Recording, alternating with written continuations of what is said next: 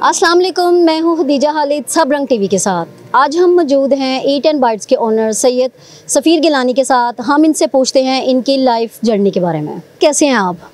जी वालेकुम सलाम जी। सबसे पहले तो आपके आने का बहुत बहुत शुक्रिया। और यहाँ तक का सफ़र तो काफ़ी मज़ेदार था, मुश्किल ज़रूर था, लेकिन जब आपके साथ लोग जुड़ते हैं तो आपकी ज़िंदगी और आपका सफ़र दोनों को आसान बना देते हैं। तो मेरी ज़िंदगी के अगर आपकी ज़ुबान में बोलूँ तो दो प्रोड्यूसर्स हैं, मेरे पार्टनर्स हैं, जो अपने से ज़्यादा मुझे कामयाब देखना चाहते हैं। उनमें मेरे बड़े भाई, मेरे पार्टनर नवीद मजीद और मियां मुबीन, जो अपने से ज़्यादा मुझे कामयाब देखना चाहते हैं। तो मेरी कामयाबी में उनका बहुत बड़ा हाथ है। जो ये ब्रांड है ईट्स एंड बाइट्स के नाम से, और इसके साथ हमारा एक और ब्रांड है जो कि गुड पिज़्ज़ा के नाम से, इन दोनों को हम कंबाइन करके एक नया ब्रांड बना रहे हैं, E&B गुड पिज़्ज़ा। खैर, यहाँ से पीछे की जो ज़िंदगी का अगर मैं बड़ा शॉर्ट इंट्रोडक्शन कराऊँ, अगर इसको हम ज़्यादा लम्बा करेंगे तो इस पे हम कई घंटे बात कर सकते हैं। जितनी ज़िंदगी में मुश्किलें आती हैं, मेरी तरह सब लोग अपनी ज़िंदगी में कहीं ना कहीं मुश्किलें देखते हैं। उसमें मेरी फैमिली का काफ़ी लॉस हुआ था। मेरे अम्मी अबू बहन भाई 9 लोग शहीद हो गए थे। और उसके बाद पाकिस्तान फ़ुटबॉल टीम के लिए अंडर 14 फ़ुटबॉल के टूर पे था, फ़ुटबॉल प्ले कर रहा था। तो उनके बाद मेरे लिए ज़िंदगी की मुश्किलें थी, घर नहीं था, जॉब करनी थी। और लकीली ये कह लें कि वहाँ जो जॉब मुझे मिली तो वो फ़ास्ट फूड रेस्टोरेंट्स की जॉब थी। जी सर, मैं ये पूछना चाहूँगी कि आपने अपना ये जर्नी कैसे स्टार्ट की? मेरी रेस्टोरेंट फील्ड में जॉब थी, और जिस वक्त मेरी जॉब ख़त्म हुई तो उसके बाद जो मेरा सबसे पहला ऑन बिज़नेस था वो मैं मशीनरी के साथ रेसिपीज़ का बिज़नेस करता था। और बड़ी छोटे छोटे जो काउंटर लगे होते थे उन पे ना खुद जाके रेसिपी सेल करता था, और एक एक कस्टमर को खुद मिलता था। जो ईट्स एंड बाइट्स है ये बेसिकली ये क्रिएट किया जो मेरे पार्टनर हैं मुबीन भाई। तो मुबीन भाई की मेरे साथ सफ़र ऐसे शुरू होता है कि मुबीन साहब एक अदर नाम से कर रहे थे, और वो सेटअप काफ़ी छोटा सा था, और वहाँ पे उनके साथ एक पार्टनर थे। तो उनकी जब वहाँ से पार्टनरशिप ब्रेकअप हुई तो उसके बाद फिर मेरी उनके साथ एंट्री होती है। जब मेरे साथ एंट्री हुई तो फिर मुझे ये काम बेहतर तरीके से आता था। छोटा सा सेटअप था जहाँ पे हम टोटली एक दिन में 20 से 30 कस्टमर्स को खाना खिला सकते थे। लेकिन हम फूड क्वालिटी इतना बेहतर तरीके से जानते थे, और कस्टमर सर्विस इतने बेहतर तरीके से जानते थे कि हमारा पैशन वो था कि जहाँ से अल्लाह ताला ने हमें कामयाबी दी है। तो ऐसे ही नॉर्मली उसके बाद फिर हर दिन की हमारी मेहनत है, और हर दिन की हमारी वो कह लें कि जज्बा है कि आज हम इंशाल्लाह अल्हम्दुलिल्लाह ये हमें एजाज़ है कि हम इंटरनेशनल स्टैंडर्ड का फूड पाकिस्तान में दे रहे हैं। सर, यानी कि आपको यहाँ तक पहुँचने में आपको अच्छे फ्रेंड्स और मुखलिस फ्रेंड्स भी मिले हैं? हमेशा मेरे साथ ज़िंदगी में कभी कोई एक भी ऐसा नहीं आया कि जो यानी कि ना जिसने मुझसे ज़्यादा अपने लिए सोचा हो। मुझे जितने लोग मिले मेरे साथ में, जैसे कि पहले भी बता चुका हूँ, नवीद भाई हैं और मुबीन साहब हैं, तो मेरी ज़िंदगी बदलने में उनका बहुत बड़ा हाथ है। क्योंकि आप अकेले कुछ भी नहीं होते, आपके साथ लोग होते हैं जो आपको कामयाब करते हैं। सर, जैसे आपको अच्छे फ्रेंड्स मिले, आप अपने वर्कर के साथ वैसे ही अच्छे हैं, अटैच हैं, मुखलिस हैं? बिल्कुल। बेसिक बात ये है ना जी कि सोच एक होनी चाहिए। मेरे साथ वो मुखलिस तब हैं जब मेरी और उनकी सोच मिलती है। जो हम कर रहे हैं, जो हमारा बिज़नेस है, उसका नज़रिया एक है। तो नज़रिया एक हो तो एक नज़रिया हो तो सोच एक हो तो खुद ब खुद ही आप एक दूसरे के साथ मुखलिस होते हैं। सर, ये फूड का जो काम है ये बहुत ही कंपटीशन वाला काम है, तो आप क्या समझते हैं कि आपकी रेसिपीज़ में ऐसा क्या डिफरेंस है जो आपको बाकियों से डिफरेंट करता है? ईट्स एंड बाइट्स और जो गुड पिज़्ज़ा है ये कंपटीशन के बारे में सोचते ही नहीं है। पाकिस्तान में बहुत लोग हैं जो अच्छा खाना खाना चाहते हैं, और अच्छा खाना बनाने वालों की पाकिस्तान में बहुत ज़्यादा कमी है। हम जो है, हमें किसी तरह का कोई भी कम्पिटिशन मार्केट से नहीं है, क्योंकि सिर्फ़ और सिर्फ हम जो काम करते हैं, हम अपने काम में इस कदर प्रायोरिटी देते हैं कि हमें कोई जो ईट्स एंड बाइट्स और गुड पिज़्ज़ा, इसका एक ही विजन है कि हमने कस्टमर को अच्छा खाना खिलाना है। जैसे आप बता रहे हैं आपके पास मुखलिस दोस्त थे, तो आपने ये फूड का ही बिज़नेस क्यों चूज़ किया? आपके पास दोस्त थे, आप किसी और बिज़नेस को भी ज्वाइन कर सकते थे, आपने फ़ूड को ही क्यों चूज़ किया? एक तो मेरे पास इतने ज़्यादा ऑप्शन नहीं थे, और दूसरा मैं वैसे भी समझता हूँ कि ज़िंदगी में आपके पास ऑप्शन भी होना ही नहीं चाहिए। जो एक काम आपको आता है आप उसको बेहतर तरीके से करें। मुझे यही एक काम आता था और मैंने इसी को करना बेहतर समझा, और इसी में कोशिश की है कि इसको बेहतर से बेहतर कर सकूँ।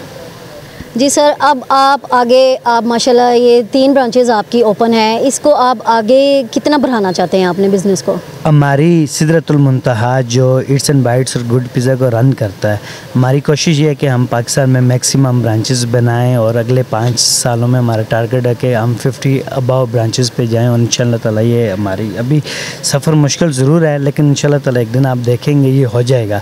जी सर, ईट एंड बाइट्स की स्पेशलिटी, आप स्पेशल ईट एंड बाइट्स में किसको कहते हैं? हमारी स्पेशलिटी में जी हमारा पिज़्ज़ा, कबाब क्राउन पिज़्ज़ा, स्टफ़ पिज़्ज़े हमारे, और बर्गर में हमारी स्पेशलिटी है जिसे लोग बहुत ज़्यादा पसंद करते हैं, मोल्टन लावा बर्गर, और हमारा जिंगर बर्गर काफ़ी फेमस है क्योंकि जिंगर में हमारी स्पेशलिटी है जिंगर, और जो कबाब क्राउन पिज़्ज़ा है इसको लोग ज़्यादा पसंद करते हैं। ये जो रेसिपीज़ इसमें यूज़ होती हैं, ये आपकी अपनी हैं या आप बाहर से लेते हैं?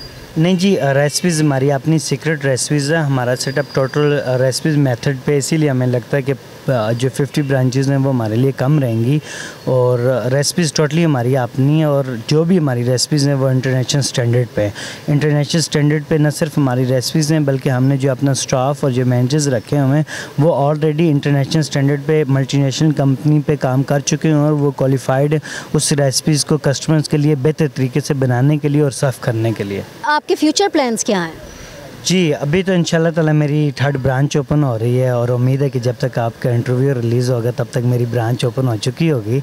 मैं अगले 3-4 सालों में 50 ब्रांचेस बनाने का इरादा रखता हूँ, और इंशाल्लाह ताला इसी काम को आगे कंटिन्यू करूँगा। मैं रेस्टोरेंट फील्ड में जो एम्प्लॉयज़ हैं उनको काम ज़्यादा करना पड़ता है, सैलरी बहुत कम मिलती है, और ये बहुत बड़ी प्रॉब्लम। फिर उन बेचारों को कोई इलाज नहीं मिलता, फिर उनके लिए कोई राशन बेहतर नहीं होती, बड़ी प्रॉब्लम्स करिए उनको फेस करनी पड़ती हैं। तो मेरा ये ड्रीम था, क्योंकि मैं ख़ुद इस सफ़र से गुज़रा था, तो मेरा रेस्टोरेंट बनाने का सिर्फ एक ही मकसद था कि जो लोग मेरे पास काम करें, एक तो मैं उनको किसी भी दूसरे रेस्टोरेंट से ज़्यादा सैलरी दे सकूं, और दूसरा मैं उनकी ज़िंदगी बदल सकूं। अब आप मेरा स्टाफ देखते हैं तो मेरी हमेशा कोशिश होती है कि मेरे पास क्वालिटी स्टाफ हो, और हम इन बच्चों की ट्रेनिंग करते हैं जो हमारे पास काम करने आते हैं। तो अभी तो हमने इनके लिए इलाज भी फ्री कर चुके हुए हैं, उसके अलावा और भी इनकी हर तरह की जो माली हालात हैं उनकी कोशिश करते हैं कि उनमें मदद करें। ये हमने अल्हम्दुलिल्लाह किया है कि हमारी कोशिश है कि हम ड्यूटी का जो दुरानी है वो अपने स्टाफ को 6 घंटे का दें और उसकी सैलरी मैक्सिमम दें। आपकी एक ये ब्रांच है और आपकी और भी ब्रांचेज़ हैं, इस वक्त आपके पास टोटल कितना स्टाफ है ब्रांचेज़ पे? जी अल्हम्दुलिल्लाह हमारी कोई भी ब्रांच है उसमें 100 से अबाव स्टाफ की स्ट्रेंथ होती है। तो अल्लाह ताला ही रोज़गार का सिलसिला बनाने वाले हैं, मेरे पास नहीं, बल्कि रेस्टोरेंट जो है और रेस्टोरेंट्स इन ही के लोगों का, मैं तो सिर्फ इनका एक ज़रिया हूँ। तो मैं तो ये नहीं समझता कि ये मेरे लिए काम करते हैं, हम अपने स्टाफ को अपना पार्टनर समझते हैं। सर आज आप इस मुकाम पे हैं, कामयाबी के इस सफ़र पे आप क्या चाहते थे कि आपको इस मुकाम पे देखने के लिए कोई होता? डेफिनेटली मेरी वालदा और वालिद बहुत जल्दी उनकी डेथ हो गई है। अगर वो आज होते तो ये देख सकते, क्योंकि मैं जिन हालात में उन्होंने मुझे शहर तक पढ़ने के लिए भेजा है, मेरे गांव से जो रोड है वो कोई 4 घंटे दूर था, और मेरे गांव में आज भी हाई स्कूल नहीं है। तो मुझे पढ़ाई के लिए मेरे प्राइमरी स्कूल भी इवन के मेरे घर से कोई तकरीबन 3-3.5 घंटे की दूरी पे है। रोड अभी मैंने खुद बनाया अपने घर तक, अपने ज़ाती पैसों से मेरे घर तक रोड नहीं था, जो मैंने अपनी कमाई का सबसे पहला हक़ अदा किया। तो हाँ, कभी लगता माँ बाप, लेकिन सबसे ज़्यादा अगर मैं किसी को मिस करता हूँ, क्योंकि माँ बाप तो मेरे बहुत जल्दी उनकी डेथ हो गई थी, मैं उनके साथ इतना वक्त नहीं गुजार सका। लेकिन जब मैं बिज़नेस शुरू कर रहा था तो मेरा भतीजा मेरे साथ था और उसका रोड एक्सीडेंट हो गया। जी सर, जो न्यू फ्रेश आ रहे हैं वर्कर्स आपके पास, आपके लिए आप उनके लिए क्या क्राइटेरिया रखते हैं? जो भी हमारे पास न्यू स्टाफ आ रहा है वो विद पे सैलरी के साथ काम करता है, और तकरीबन 3 माह हमारी उन पे इन्वेस्टमेंट होती है उनको काम सिखाने में। तो वो विद सैलरी काम करते हैं, और सिर्फ हम इस चीज़ को मेक श्योर करते हैं, थोड़ा देखते हैं कि वो जितना भी पढ़े लिखे हों तो वो ज़्यादा बेहतर हमारे लिए भी, उनके लिए भी। वैसे तो बातें जितनी भी की जाएं कम है, लेकिन वक्त का तकाजा है। आप ये बताएं कि जो इंसान जो ज़िंदगी में सीखता है वो ही आगे डिलीवर करता है। मेरा ख्याल है कि ज़िंदगी के हर मौके पे आप कुछ ना कुछ सीखते हैं, बजाय कि आप ये कहें कि मैंने किसी दूसरे के लिए कुछ किया है। ये बड़ी एक यानी कि आपने फेलियर की, बहुत सारे लोग अपने फेलियर की ये वजह छोड़ देते हैं कि मैंने अपने भाई के लिए कुछ किया, अपने बेटे के लिए, अपने दोस्त के लिए। ये बड़ी फजूल सी बात है, बजाय कि हमें ये बात करनी चाहिए कि किसी दूसरे ने हमारे लिए क्या किया। तो क्योंकि मेरा ये मानना है कि बगैर लोगों के आप ज़िंदगी में कामयाब नहीं होते। तो हमारे साथ लोग जुड़ते हैं तो तब ही हम ज़िंदगी के सफ़र में आगे बढ़ते हैं, उसके अलावा तो मुमकिन ही नहीं है। कामयाबियाँ नाकामियाँ चलती हैं, कामयाबियों में लोग आपको याद रखते हैं और नाकामियों में कोई आपको याद नहीं रखते, क्योंकि लोग आपको देखना ही कामयाब चाहते हैं और मिलना ही आपको कामयाबी में चाहते हैं। और इससे कोई फ़र्क नहीं पड़ता कि कामयाबी से पहले आप कितनी बार नाकाम हुए हैं। वो सब बातें लोग नहीं याद रखते, लोग सिर्फ ये देखते हैं कि एंड ऑफ द एंड आप आज के दिन क्या है।